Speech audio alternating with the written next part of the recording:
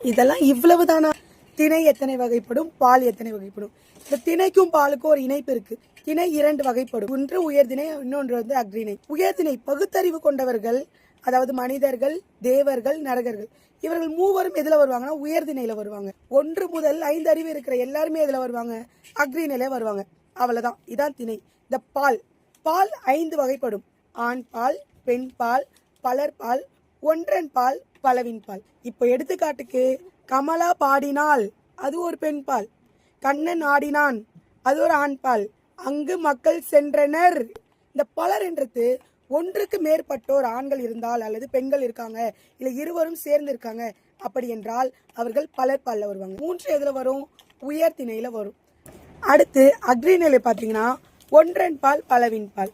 ஒன்றன் பால் ஒரு ஆடு மேய்ந்தது அப்படின்னு பாத்தீங்கன்னாக்கா அங்க ஒரே ஒரு ஆடு இருக்கிறது. ஒன்றை குறிப்பது ஒன்றன் பால். ஒன்றுக்கு மேற்பட்ட அக்ரிணை பொருட்களை அங்கு 4 நாற்காலிகள் உள்ளன, இங்கு 5 ஆடுகள் மேய்கின்றன என முடிவது